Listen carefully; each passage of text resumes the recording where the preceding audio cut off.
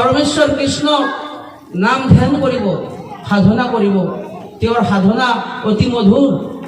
তেওঁ সাধনা কৰিলে মানুহে মুক্তিৰ পথ পায়। তেওঁৰ ওচৰত মানুহে যি বিচাৰে সেই পায়। আপোনালোকে শুনিলে আচৰিত হ'ব। এই পৰমেশ্বৰ ভগৱানক আৰাধনা কৰি এই মাতা দৈৱকী তেওঁ সন্তান ৰূপে লাভ কৰিছিল।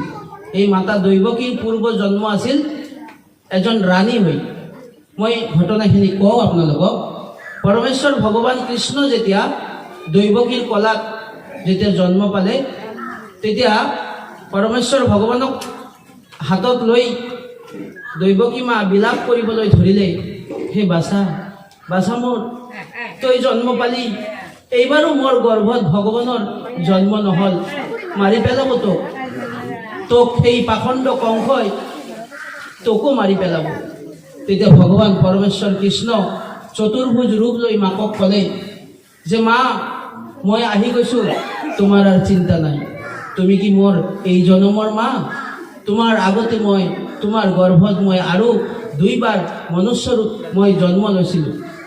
তুমি যেতিয়া পিতা বসুদেৱ যেতিয়া সুতপা ৰজা আছিল আৰু যেতিয়া তুমি মহাৰাণী পৃষ্ঠিনী আছিলা, তেতিয়া মই তোমাৰ গৰ্ভত পৃষ্ঠিনী পুত্ৰ হৈ জন্ম লৈছিলোঁ।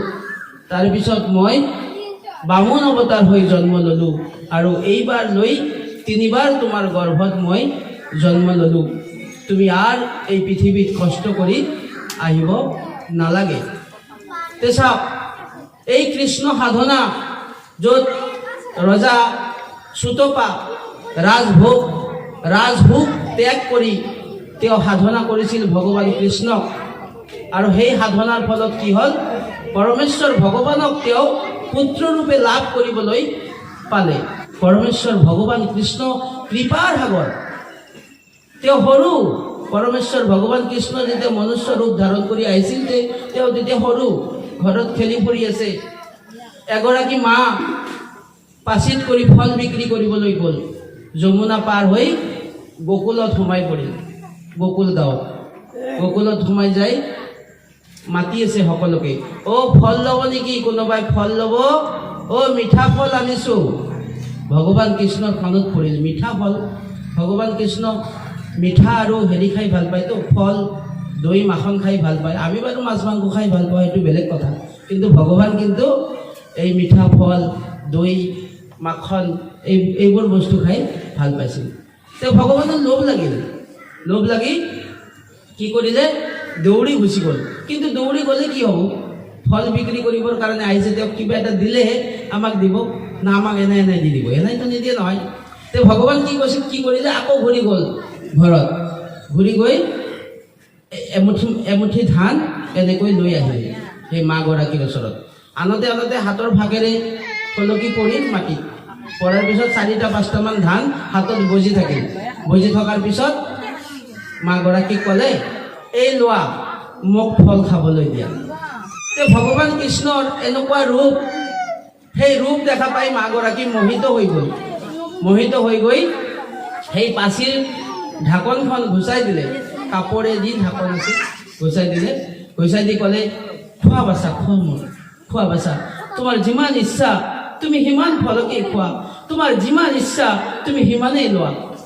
ভগৱান কৃষ্ণ এই কথা শুনি কি কৰিলে? একেবাৰে 2খন হাতেৰে একদম পুৰা খাবলৈ ধৰিলে আৰু খাই তৃপ্তি সহকাৰে ইমান খাইছে যে ভগৱান কৃষ্ণ তাৰ পৰা মানে উঠিব পৰা নাই। আমি বেছিকৈ খালে যেতিয়া এনেকুৱা হৈ যায় নহয়, ভগৱান কৃষ্ণ ইমান তৃপ্তি সহকাৰে খালে, ভগৱান কৃষ্ণ আৰু উঠিবই পৰা নাই। তাৰপিছত সেই মাগৰাকী কাপোৰেৰে সেই পাচিটো আকৌ ফলত ঢাকন দি মাথাত লৈ আগুৱাই যাব ধৰিলে। যেতিয়া 2 খোজমান আগুৱাই গ'ল, তেতিয়া হঠাৎ গম পালে যে পাচিটো ইমান কিয় ভাৰী। যেতিয়া নমাই চাই, তাত হীৰা, মণি, মুকুতা এই সকলোবোৰ ভৰ্তি হৈ আছে। ভৰ্তি হোৱাৰ পিছত পিছফালে ঘূৰি চোৱাৰ পিছত ভগৱান কৃষ্ণক প্ৰণাম কৰি ক'লে যে তুমি কোন কোৱা? তুমি নিশ্চয় পৰমেশ্বৰ ভগৱান, নহ'লে মোৰ এনেকুৱা এইটো নহ'ব। পৰমেশ্বৰ ভগৱান কৃষ্ণ মিচিকিয়া হাঁহি মাৰি তেওঁক ক'লে, এইটোৱেই তোমাৰ প্ৰাপ্য, এয়াই তোমাৰ প্ৰাপ্য। গতিকে পৰমেশ্বৰ ভগৱানক এবাৰ দিল খুলি এবাৰ ভাবক, এবাৰ দিনটোত নাম কৰক। কৃষ্ণ নামে যত পাপ হরে, জীবের নাহিকে সাধ্য তত পাপ করে। অর্থাৎ একবার কৃষ্ণ নামে যিমান পাপ হরে, জীবর নাহিকে সাধ্য সিমান পাপ করে।